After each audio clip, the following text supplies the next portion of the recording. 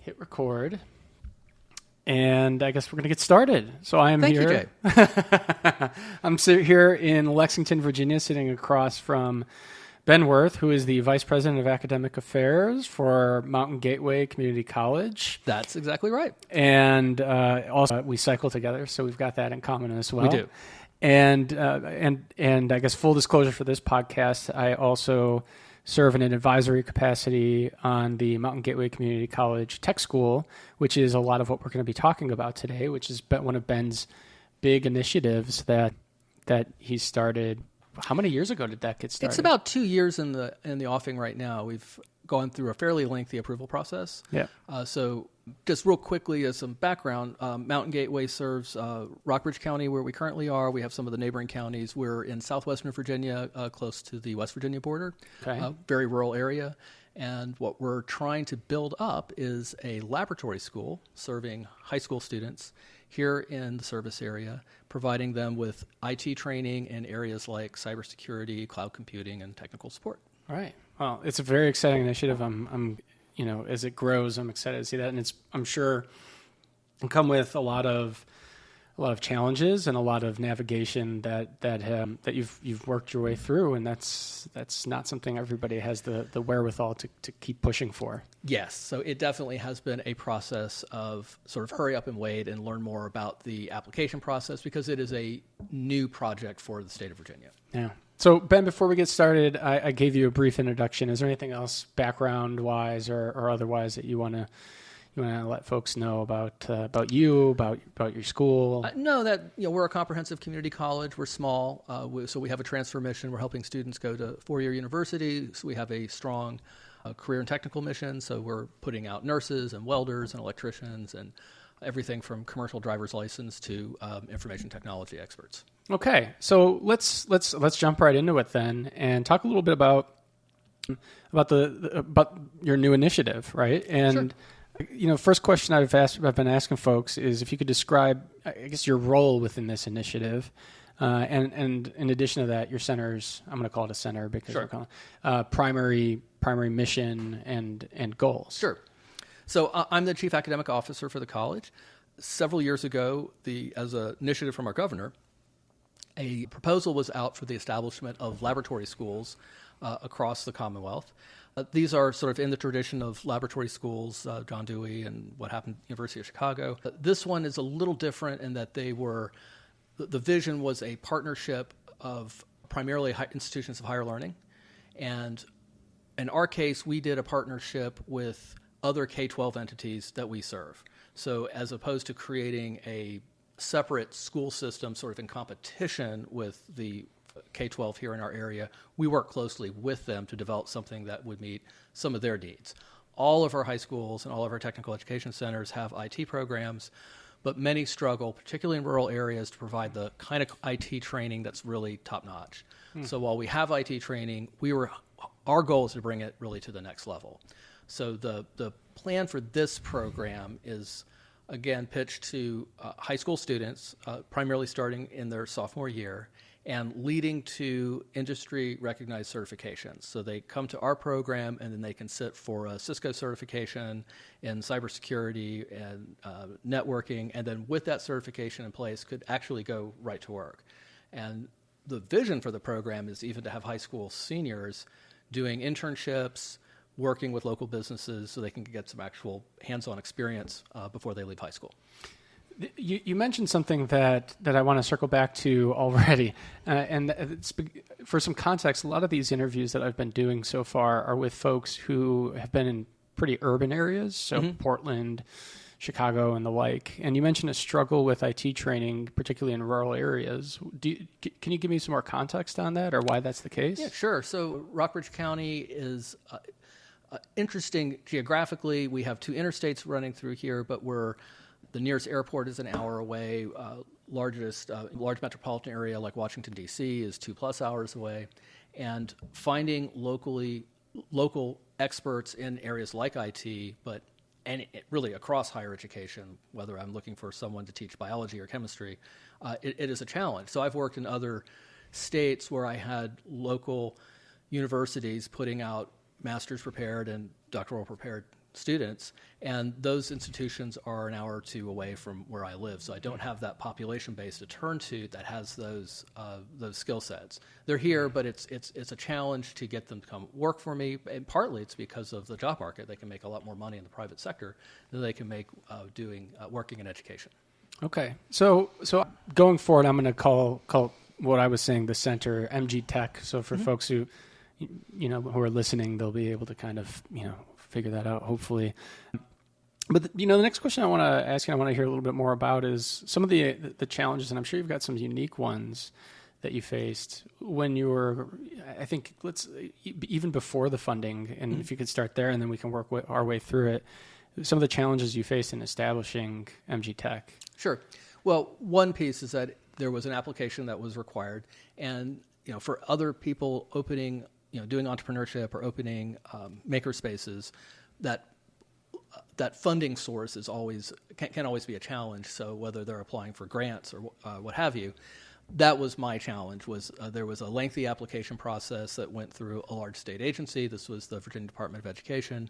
And because this was a new initiative, even some of the rules were changing along in the process. So there would be an initial application that was provided. We would then that application would get updated. We would get additional information about what the expectations were or what the grading criteria were for on the grant application. So think of applying for a grant with the people providing the grant not fully sure what they were giving you, and changing some of the grant requirements midway through the application process. And nothing against the Department of Education. This was a new initiative and quite a challenge of getting this funding out and getting those applicants out there. So we started a process with applying for a planning grant, which we received, and it was a full year of back and forth submitting drafts of our application until we finally were approved in March of this past year. How many people, you've got a large stakeholder base, it sounds like, even early on. How many people are we talking about, and how are you navigating kind of those different motivations, let's say? Well, the core group doing the application were just 3 people. It was myself, okay. I had an IT faculty member, and then with some funding that we were provided by the Department of Education, we were able to hire a planning grant, a grant writer, essentially. And we got very fortunate. There was an individual locally who had just left active service in the military, had an IT background, and was able to step in and give us some assistance in that area. So we're very lucky to have had him in that capacity serving on the grant. So we had 3 people, two of whom had other significant job responsibilities to do the writing. Right. And then on the other end of it, you've got folks at the Department of Education who are reviewing this process and who are changing some of their requirements to help or to, whatever.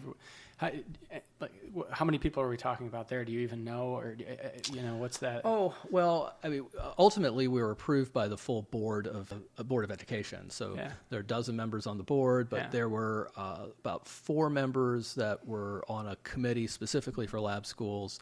There was some of the funding that spun up the lab school program did provide a consultant to the system, or to rather the Department of Education, and we did get access to some of those resources as well. Okay, so you get your planning grant, and that's the initial challenge or hurdle, and then what happens? So we get our planning grant, and we applied for that in the fall, and then the following, the end of that fall, as we move into January, we get our planning grant director hired. And then we had a fairly short timeline to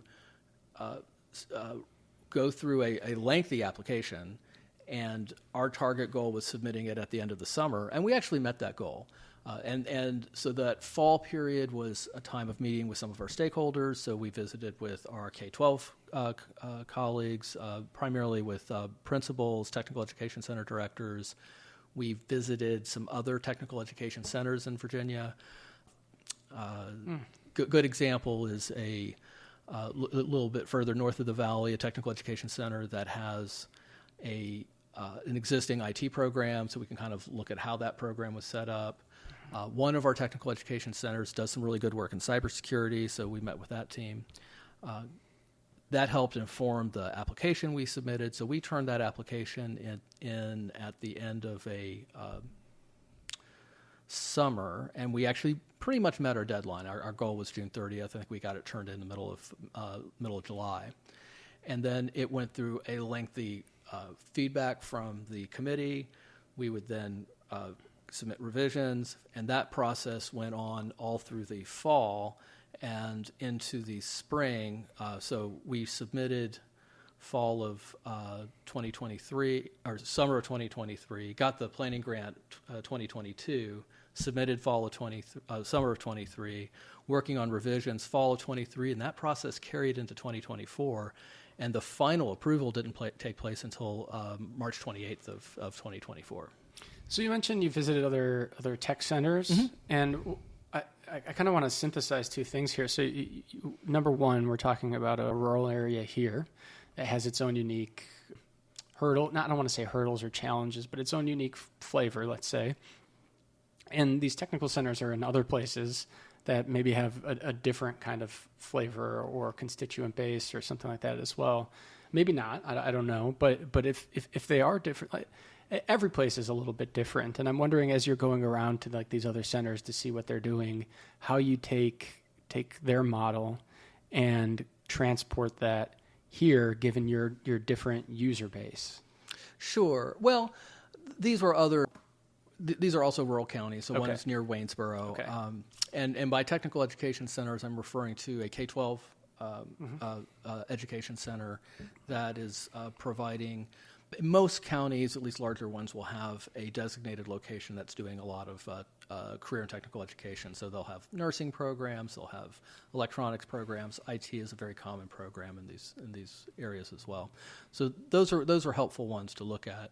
One piece that we really wanted to set our program apart is the focus on, in terms of outcomes, students earning certifications, because they really, in our minds, serve as a kind of a benchmark. We'll know if we're being successful, students can actually earn these certifications. We're not creating the test. That test, in a sense, already exists out there. Okay. What drove that objective of pursuing certifications? That really has been a push in community colleges for the last 10 or 20 years, if not more. And there's been a huge growth in the workforce side of the community colleges, which is short-term training, getting people out to work. And you see that both in rural community colleges like mine, but also in more urban areas as well. And those workforce programs are increasingly focused on some kind of certification that serves as really a gateway into a job. In other words, if someone's going to be a certified nurse aide, they have to hold that certified nurse aide certification and won't be able to work in that industry unless they do. So this is part of kind of what you're seeing maybe in the job market, where there's a higher demand for certain kinds of labor. Is there any, as I've done some consulting in these spaces, there's also kind of a focus on upskilling or reskilling. Does that play into it at all as well? Yeah, absolutely. And that language you hear a lot in community colleges as well. Mm-hmm. So we serve a lot of adult learners, people who have been in one career, they're switching to a new career, and they need to pick up some skills in order to do that. And sometimes it's a major career shift where they are taking college general education classes so they can go to med school. I've worked students in that direction, but it could be as simple as they're transitioning into the IT market and need to pick up some certifications in order to find employment. Yeah, that's got to be a big, as we talk about like job replacement with technology. AI is the big thing right now, but technology moves so fast. Who knows what that'll be in a couple of years. There's always the question of like, how do people find these programs and get into them? Because of course there are a lot of folks who don't find them. So, and I guess this is kind of a lead into my next question. So you've got your funding, and congratulations, and you're set up there. But now you've got like these challenges that I'm sure you're looking into the future on. I'm guessing some of it's like, how do you make people aware of these programs, whether they're upskilling, reskilling, or if they're graduating high school students. What are some challenges that you're looking at? No, well, that's a very good point, which is creating awareness of our programming, whether it's specifically for this lab school or the kinds of programming community colleges offer. When you look at the budget of a public community college, it's typically tied up in personnel, and our competitors in the proprietary market put a lot more of their funding into advertising. And so we are improving in that game and doing more to help spread the good word of what we're able to provide at a much lower cost often than our competitors in the private sector, I think of proprietary schools. And we certainly built that into the budget for MG Tech. So there is a marketing budget that's in there. Those dollars are going to help with recruitment and outreach to primarily the students that we'll be serving. But we want to start that awareness very early on, even in middle school. So there's funding for some summer camps in IT. My college has run some cybersecurity summer camps, and that's a way to generate interest in those programs. Working with after-school programs, serving middle school students to make them aware of job opportunities or just the opportunity to join something like MG Tech. Kids play on their phones and video games all the time, but teaching them that there are real jobs that are available in those areas is something we want to really do a better job of getting that word out. And so we built funding in there to help with marketing. And some of that will be putting people in schools, working with the staff that we have to get actually out into the high schools. But it's not just our public K-12. Our program's open to homeschooled students and really anyone in our service area. So we want to also get the word out through public media channels and other ways as well. So it's interesting. So you mentioned one component, which is just raising awareness and finding those students where they're at, and then you kind of alluded to another component, which is that your audience, if you will, is kind of already inclined towards certain kinds of technology and games and things like that. Are you using those kinds of interests as levers or as leverage to kind of as a hook to bring them in then? Yeah, that's certainly part of the plan. So the summer camps that we run are very much, they're kind of flashy and they've got some fun components in it. So we don't have a true gaming focus for our college, but we definitely want to try to bring in some of the fun parts of playing with video games and things like that to get student interest.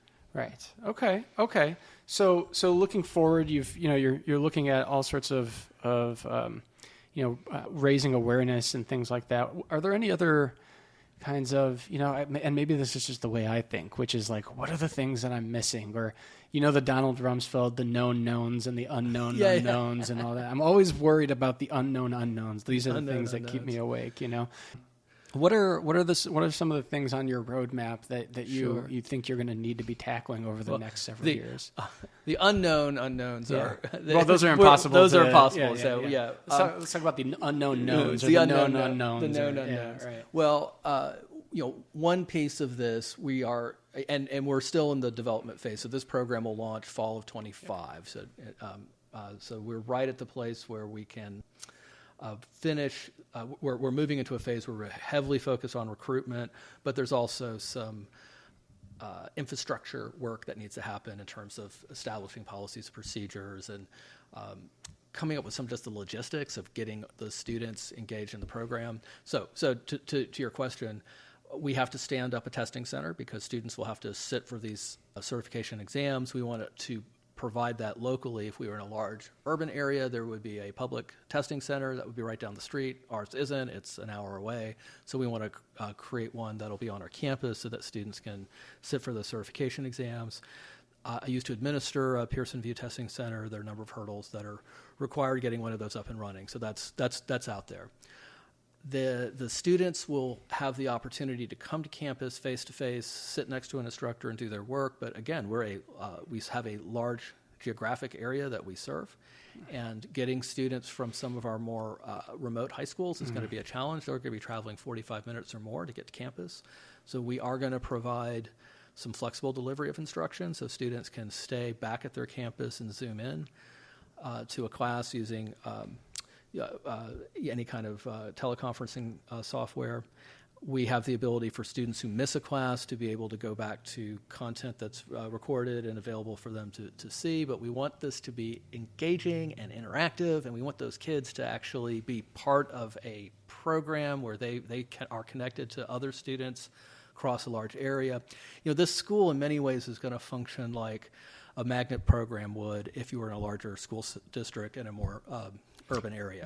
Right. And we're going to be creating that kind of feel, but it's going to be over a much larger geographic area. Right. And so those are going to be some of the challenges I know that we're going to be looking at. How can we how can we create a real sense of identity with the school so that these kids feel like they're part of something?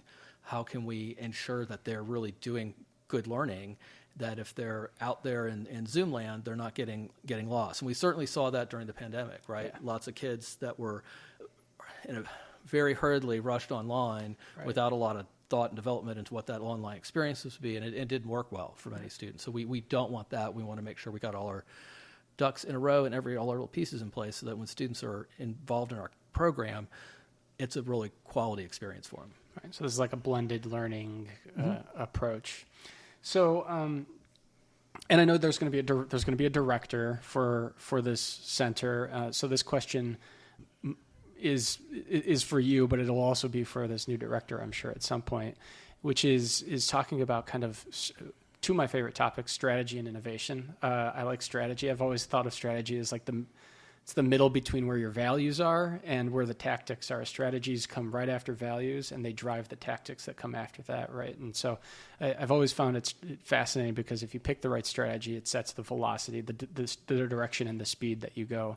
And then innovation, very interesting because it's like the proximate possible. You don't want to think, when you're thinking of innovation, 10 years in the future all the time. You can think 10 years in the future, but the proximate possible is really kind of where the rubber hits the road. And as you're looking at some of these, not just these challenges, but kind of your roadmap, what do you think will be some of your strategic approaches in driving, a sense of innovation here, whether it's the technology you're looking at incorporating in the classroom, or it's just the strategic initiatives that the MG Tech drives? Yeah, well, some of that is what content we put in this classroom. As I mentioned, the three arms of this are cybersecurity, cloud computing, and technical support. Mm-hmm. And technical support really kind of think is more like the skills needed to operate a help desk. And we will have the ability for students to do all three of those. Probably many of our students will only be focusing on one or two, depending on how much time and how successful they are in completing certification exams. But we probably won't always have those three arms. And what this looks like 5 or 10 years from now is, partly going to be driven by what's happening in the IT industry, and how we stay on top of that is going to be challenging. I mean, honestly, having a good board is going to be helpful in that area, because that we have a governing board that is really has oversight of all the major of the lab school. So that's both the budget and the funding, but it's also questions like the curriculum and what kind of instruction we're providing. AI is the big buzz right now. Is there going to be a certification in AI someday? Probably. Will it move on to something else not long after that? Probably too. So I don't think we want to jump on the first buzzword that comes along, but we need to be flexible, and that's the whole vision of laboratory schools to begin with, is to provide a new and innovative way and do something markedly different than what's happened in K-12.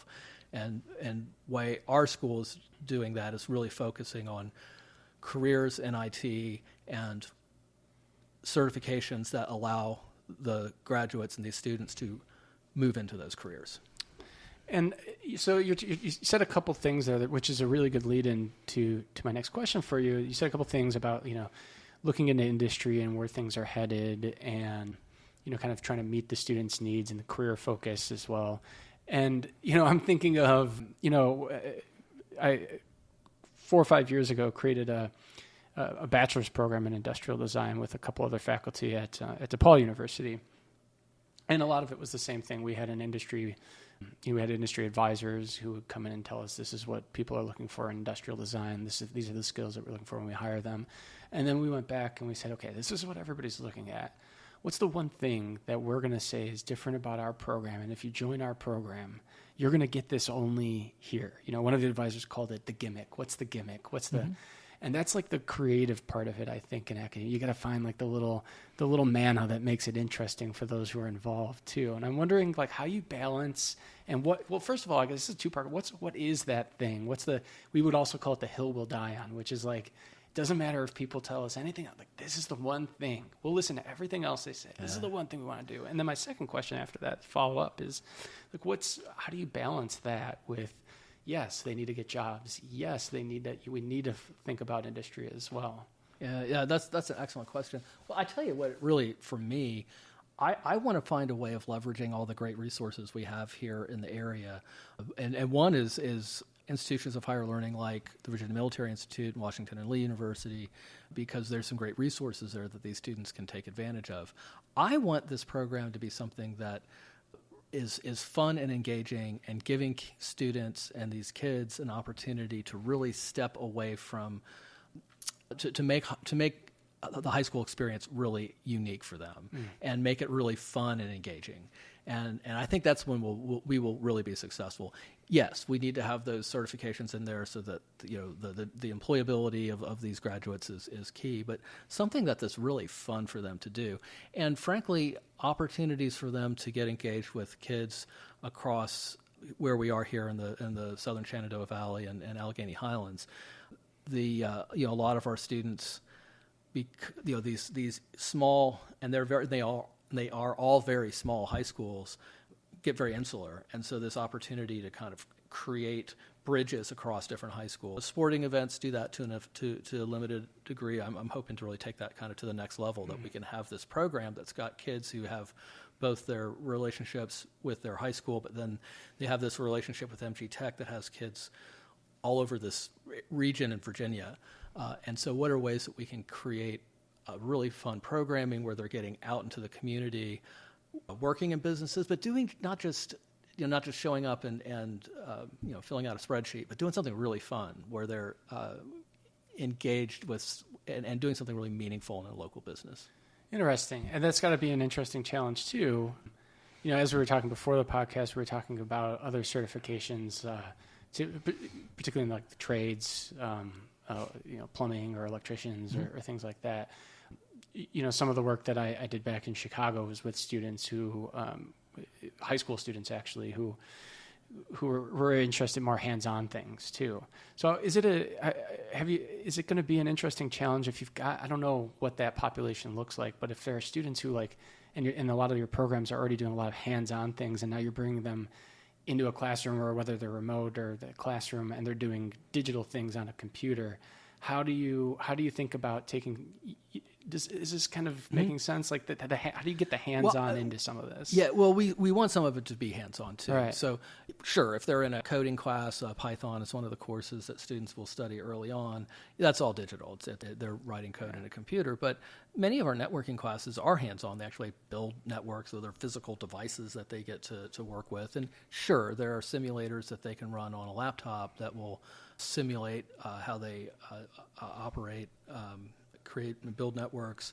A lot of the cloud computing, of course, is cloud computing because they're not the physical hardware doesn't actually reside with the user or the admin. It's virtual. But we do want to have students doing things from the old Raspberry Pi to other kinds of hands-on, build their own computer, strip a PC down, put all those little parts together so they can see how they operate. So we want that to be part of it too. Yeah, I'm thinking of, must have been almost a decade ago now. I brought on an intern for our video game company at the time, and the intern was also one of my students at DePaul, and we were making a physical device. We're making a video game, an innovative, I think at least, video game controller. And so he's working on this piece of hardware, and he was coding for the piece of hardware as well. And he wrote a little piece of code, and then something on the controller lit up and started happening. And he told me, this was his senior year. His name's Alex Smith. And he told me that was the first time he actually understood programming and enjoyed it, because every other course he had taken in programming was simply on the computer. But then when the code came into some kind of a physical manifestation, it kind of clicked for him a little bit differently. So I can see what you're saying there when you talk about Raspberry Pis or Arduinos or whatever else. There's definitely a physical, and that all plays into cybersecurity as well, right? I mean, with cybersecurity, one of the biggest threats is the Internet of Things, because anybody can get their hands on these devices now and make 100 Internet of things that are highly insecure. And sure, as we learned, probably 4 or 5 years back, when there were a suite of tens of thousands of Internet-enabled cameras that were hijacked and used to execute a DDoS attack on one of the main ISP hubs in the United States, and the internet went down in like a whole region. That's a huge area as well. So that's interesting. Everything has a computer chip in it now, and to realize that those could be hacked is right. Yeah, for better or worse, everything has a computer chip in it now. So you've got. So we've talked a little bit about like success and what success could look like, but being in entrepreneurship, I always think of KPIs, key performance indicators, or like. So what are some of the, whether it's a KPI or whatever else, what does success look like? Or let me put it maybe a different way. If you open up a newspaper 3 years from now and there's a headline about your initiative, what does that headline say? Sure. Well, one piece of this is that because we are a laboratory school, we operate on through the Virginia Department of Education. We have key performance indicators that are tied to VDOE guidelines. So we've got and it's all clearly spelled out in our documentation and supporting materials. So we've got a number of students that have to, we have targets for the number of students we're going to enroll, the numbers that are going to complete the program, the numbers of students who earn those certifications. That's a piece of it also. So there's that data there. So primarily enrollment, student retention, and completion of certifications will be really the key pieces. But what I really want to see, like in a newspaper 5 years from now, is not only the data on the number of graduates that we put out. That's important. But like that special interest story of this kid who helped a small business in town redo some of their security protections to enable them to operate more efficiently or more safely. That's kind of what I'm really hoping to see would be some public interest story in a local newspaper. Interesting. So the local newspaper thing has me thinking, because as you mentioned earlier, you might get these certifications, or people who get this kind of training might end up going to another major metropolitan area or something like that. How do you keep them?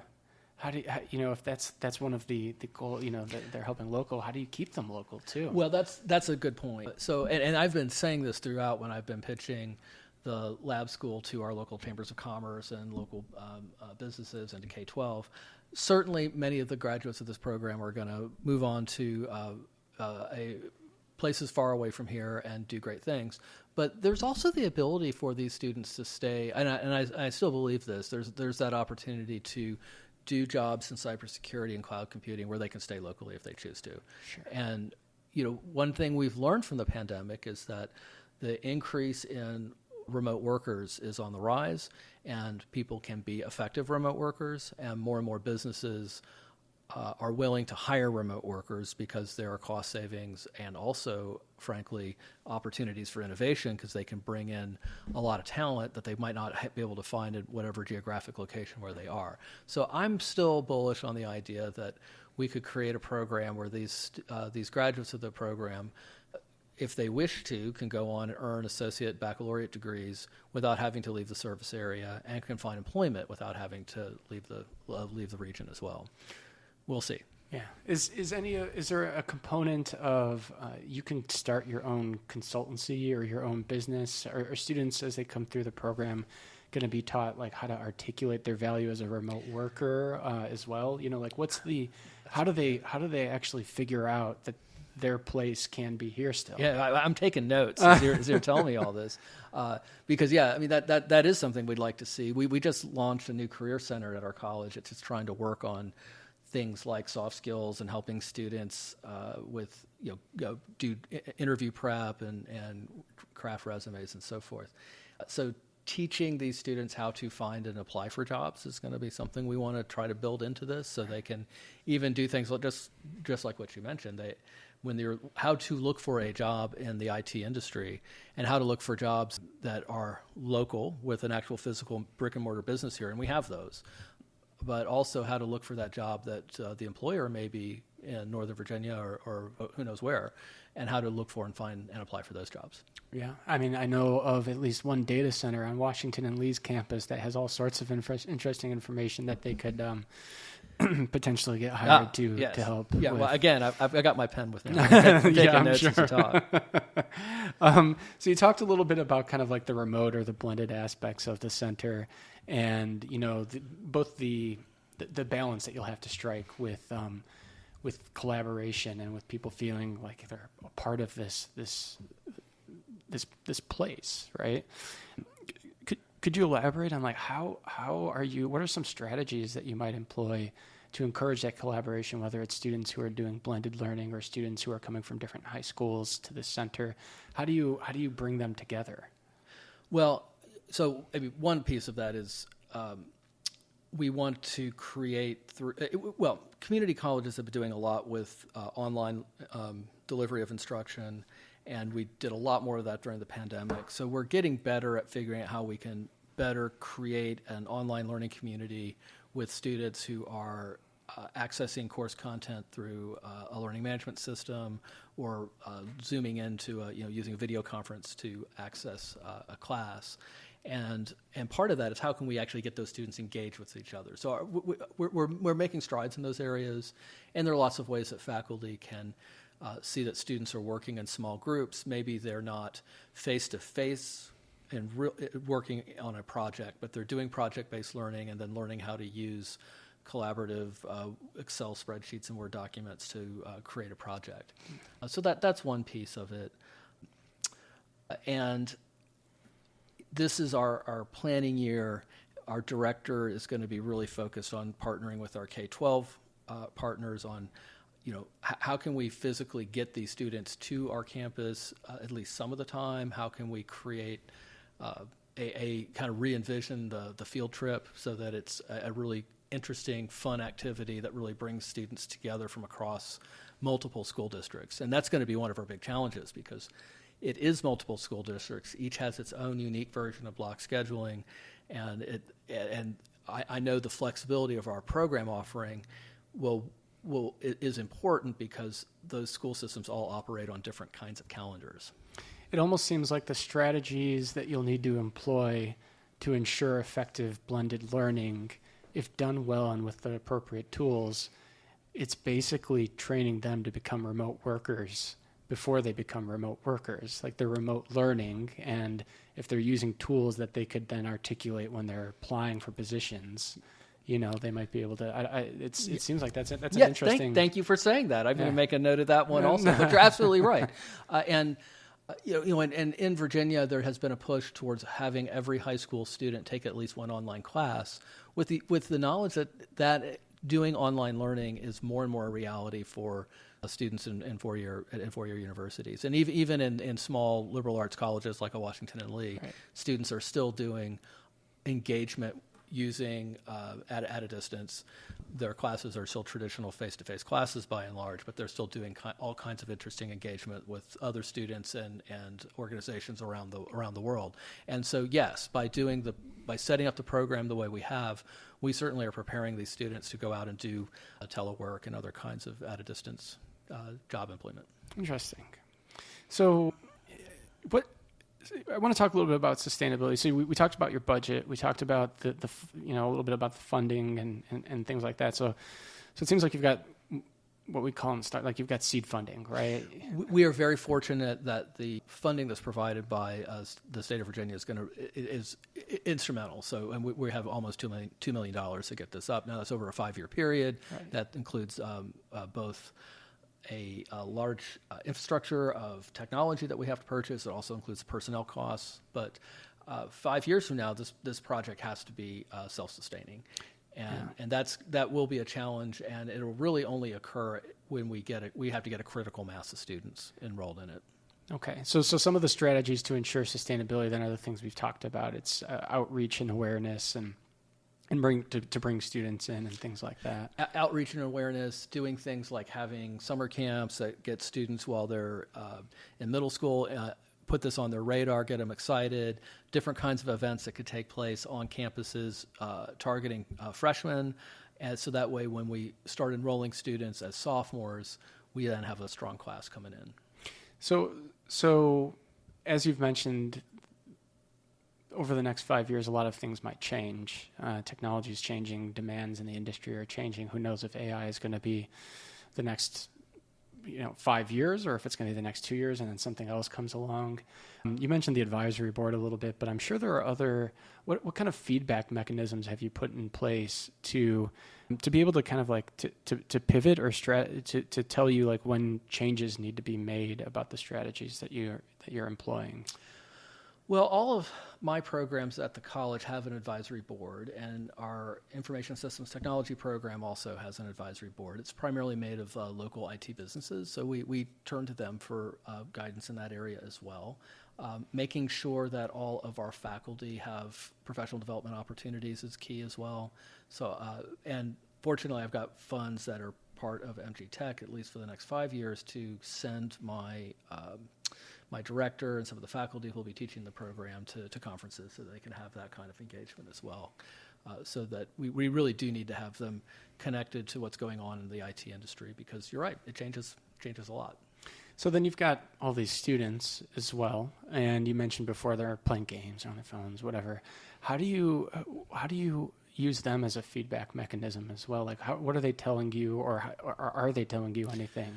Well, keeping those lines of communication open is key. Yeah. And I just came from a lovely conference of my colleagues from around the Virginia Community College system, and it concluded with a panel of students talking about their experiences as community college students. And it was, on one level, very it was a very wonderful experience, very fulfilling to see firsthand the impact that you can have on students, and where that impact can take people. So, I think one piece for this school and something I know that's going to differentiate this program, it is a dual enrollment program. So these students are earning college credit at the same time they're earning high school credit. And part of that means that we treat them like they're in a college classroom. And that comes with all the expectations in terms of the academic rigor. But also, I think it's a different way of looking at teaching and learning. The college classroom tends to be a lot more collaborative. It's a lot less of the professor as the all-knowing seer who's dispensing knowledge, and more about helping the student in that environment learn how to learn for themselves.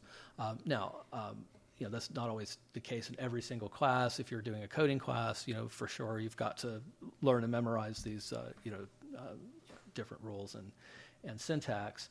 But, really giving students, making it project-based, giving them the opportunity to really take their learning to the next level, I think will also set this apart from a lot of the learning that happens in K-12.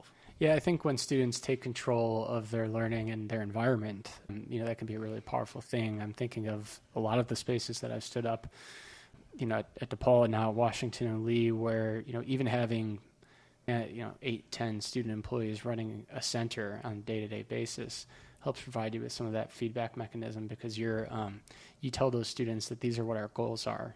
We want to bring more people in this year from different degrees or what have you. And then you say, well, what are you seeing on TikTok right now? What are you seeing? What is it that you are interested in that can help me meet these goals and bring students into this space? And they know better oftentimes know better than we do about what will attract them in. Mm-hmm. And then after you've got them in, it's like flypaper. Then you've got them, and then you can.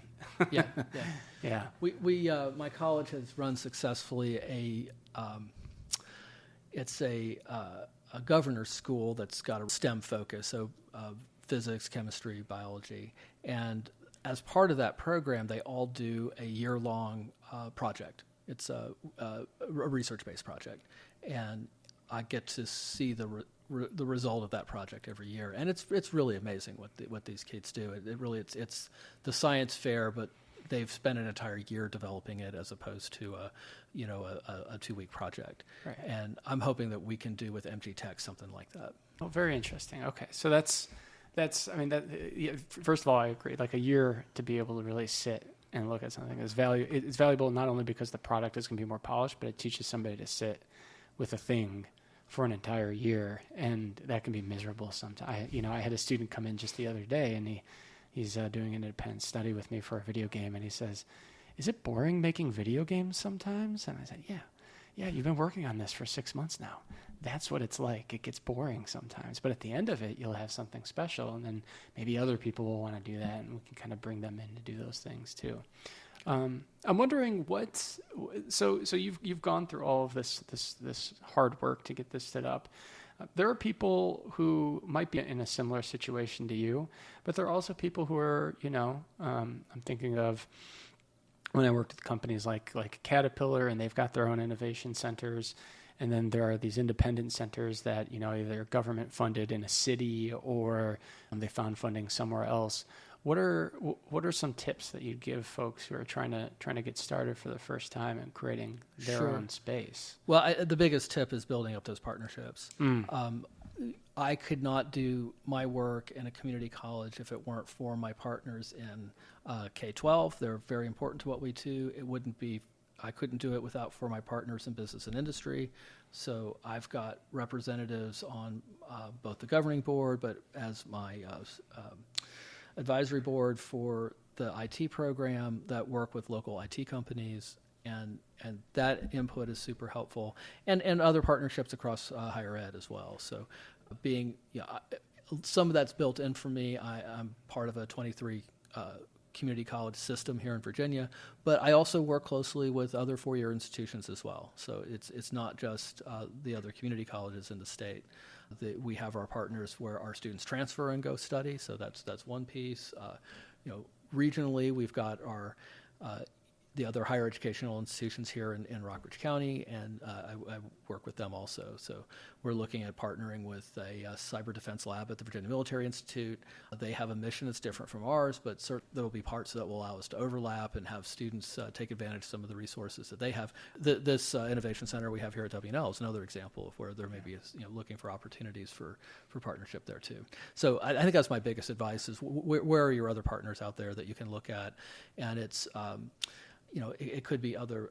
It's in it's in the private sector, but it's in the public sector also, and look for both.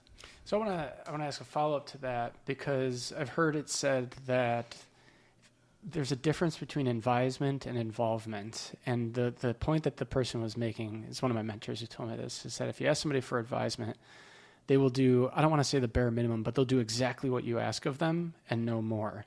And then but what you really want from your partners is involvement. You want them to be thinking about you before they go to sleep. You want, not necessarily that, but you want them to be out there and advocates for you as well. How do you think about those partners, and how do you turn them from advisors and into involved participants?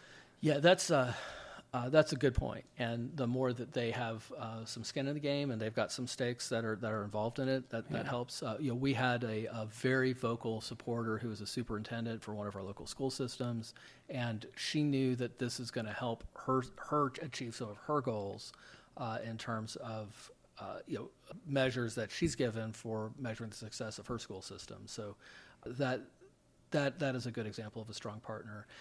With local businesses, finding IT talent here in the Shenandoah Valley and the Allegheny Highlands is a challenge. So I think if we can get support from local businesses as a way of saying, look, we're helping develop a workforce that can come and work for you someday. You're expanding a cybersecurity component of your the portfolio of services that you offer. These students that were coming through our program could end up as your employees someday. So that's another way of they've got some skin in the game too, because they need to find a way of building that workforce.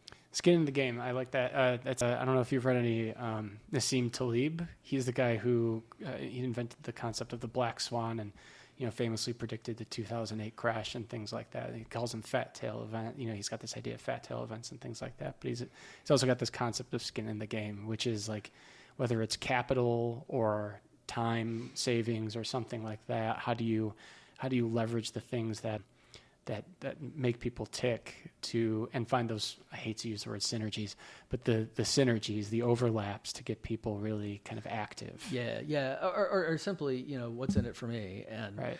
and helping people, see that what you're creating with this, in my case, a laboratory school, it's going to have pieces that are going to help them with what their own goals are. Right. So I think I've got our K-12 institutions online. I've got our working on getting more businesses locally here involved in that. We have some other regional partners where we work closely now with Old Dominion University, and these students could also be their future students too, because they offer online baccalaureate master's degree programs that our students would be perfectly suited to move into. Right. So the challenge is articulating where that overlap is and kind of building that roadmap or those processes or the chain that kind of makes it very clear to those partners how it benefits them. Right. Yeah, and when we think about local business and industry, it's not just the small internet service provider company, but it's our local hospitals, higher education. They all have IT departments that that need support, and they all struggle, I know, to find employees to work in those areas. When you've got a town of 7,000 people, you've got 7,000 people. That's right. Or otherwise you got to bring people in. Right. So yeah, that's an absolute challenge. I want to switch gears totally. This is such a rough transition, this next question. This is one that I think people find interesting. I've learned, because it's a very tactical question that people can almost apply immediately.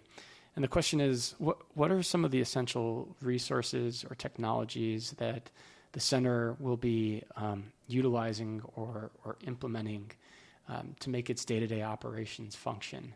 Sure. Well, so some of that is going to be the, I'm going to say textbook with air quotes around it. It's going to be what are those teaching materials that we use for the program. We've done some good work so far reaching out to some of the textbook providers, and they're going to be providing us with some discounts on some of their services, because our students are going to need to use whatever cutting edge training materials that are out there, and those aren't cheap. So that's one piece that is front and foremost in my mind. The technology itself, they need to have up to date laptops and computers. I'm more confident that I'll be able to find and replenish on cycle. The other piece is that talent. It's the personnel, making sure I've got the trained IT instructors that are out there. And some of that is going to be, finding ways of attracting people who may be in private sector, who might want to move into education, that this is something that they can do, that's fun, that's rewarding, that kind of is engaging for them. But it's also about, growing our own. And what can we do with existing employees who have some but not all of those skills, and then try to skill some of them up so they can work as work in this program for us. How do you go about convincing somebody? So, but for me, I came from private sector and education, so I might know the answer for me, but that's just me. How do you? What's the perk of shifting? I think there's more that we can do about quality of life, and that speaks also to a lot of rural America too. We live in this area with these beautiful natural resources, of these mountains and lakes and rivers. The Appalachian Trail runs right through our service area, and people who are living in the high traffic lifestyle in Northern Virginia and other urban areas, there's more that rural America can do to attract people to these areas. So that's one piece, and that's really an economic development piece. And there are other players on this, between chambers of commerce and tourism centers, that are trying to raise awareness of that you can move and live in a more rural area. So there's work being done in that sector. Another piece is making people realize some of the fun parts of working in education, and some of it is time. While we don't pay as well as the private sector, many of my faculty work on 9-month contracts, and they get 3 months off in the summer to go do other kinds of fun things. So if you always wanted to have that boat to sail around the Chesapeake Bay, you've got the opportunity to do that while working for me. So that's another piece that we can try to, I think, make rewarding. But I think even more than that is if you've never been involved in education and really seeing a student's face just light up when they get it, that's a really special experience. And yes, there's the having more of your time that you can use to help you out, living in an area that's just a beautiful part of the country, but also feeling really at the end of the day rewarded that the work you've done has really helped make other people's lives better. Yeah, I mean, right. So there is a lot of overlap between those two things. And again, a lot of it just seems like the job is in articulation and awareness of them. I'm thinking of, in addition to bringing, transitioning people from private to education, I'm thinking of when I first started teaching, I hate to keep talking about my old university. I don't know if you've ever watched Magic School Bus, and there's a character who says, at my old school. But at my old school, at DePaul, when I was very fortunate when I started teaching there to start in the game design program, which had only been around for a short number of years. And what had happened is the program actually started out with a lot of teachers from professional backgrounds. At the time, Midway Games had recently closed, and so there were a lot of game developers and designers who were looking for positions, and they were able to stand up, what became one of the world's best game design programs in higher ed. But what happened, as those years went on, is that you started to see students who had come through the program come back and start teaching in the program as well.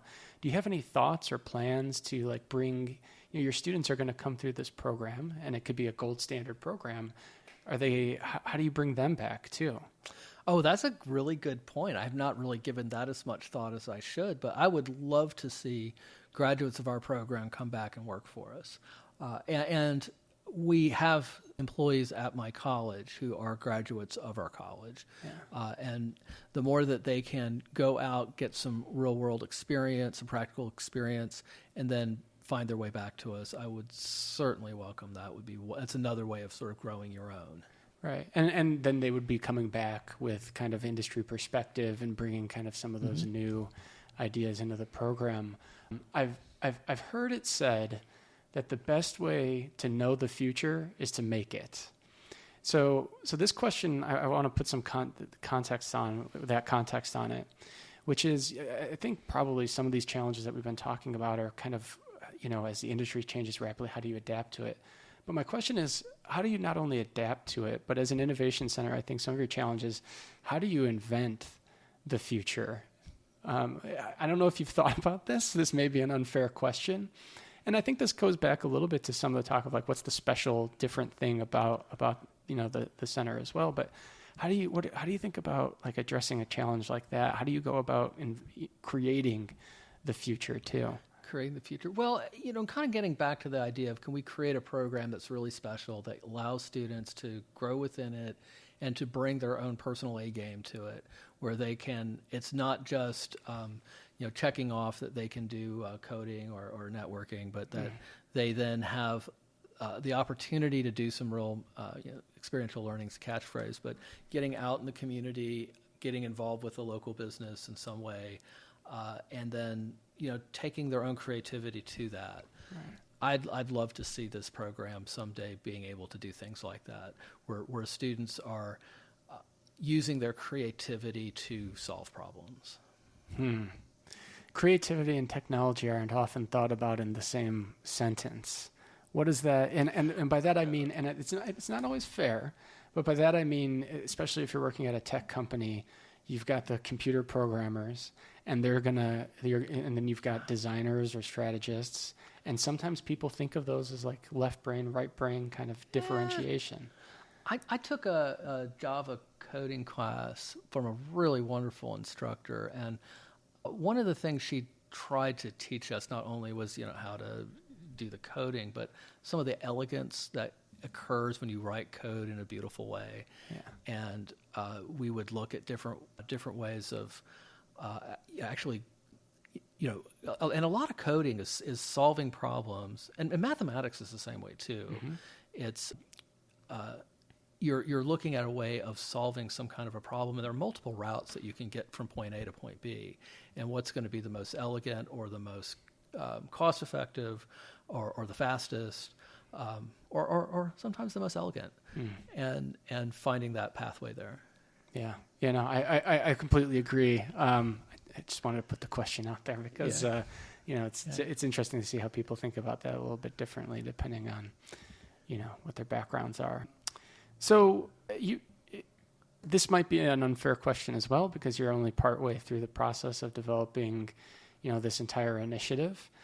And so maybe the question isn't necessarily what would you have done differently in setting it up, but really the important context here is direction and speed. Direction and speed are important. We often talk about direction and direction. Are you going in the right direction? We often talk about speed. Are you going fast enough?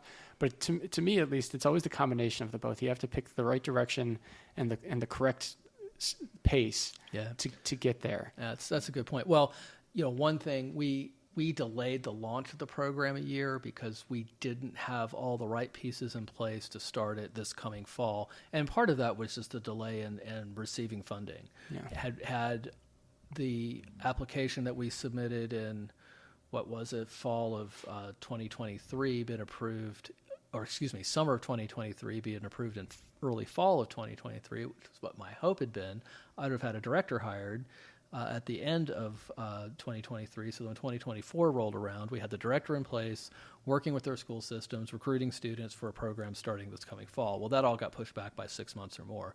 So being able to pivot, people talk about that all the time, and that's one of the things that we will have to continue to do moving forward. We are hopefully naming our new director on Monday, and once we have that individual in place, a lot's going to fall on her to help get all these little pieces together, but we have to be flexible and decide when and how we're going to pivot. So, these three arms of the program, are they always going to be, we may need to jettison one sooner than later. We don't know. We'll see where we are. The vision of how we're going to be doing this flexible delivery with students coming onto campus or using teleconferencing software to access the class or using complete asynchronous methods of accessing the class. What does that actually look like in practice? We still need to iron some of that stuff out. And that speaks to, got a closing question for you, and then I'm going to ask you one last thing, but that speaks a little bit to future trends as well. I wonder, in addition to, what's happening in industry and whether the 3 legs become 2 or however many legs you got, or maybe add 4 legs. I don't know how many legs you want, but I wonder if you could answer this next question in the context of the changing student, because being in academia, there's a little bit of a different kind of trend that we're looking at. What are some of the changing trends in higher ed or in your field in community colleges as well, where are students going, and how do we? Yeah. Well, there's a lot being said about the Gen Z generation and what they want and need.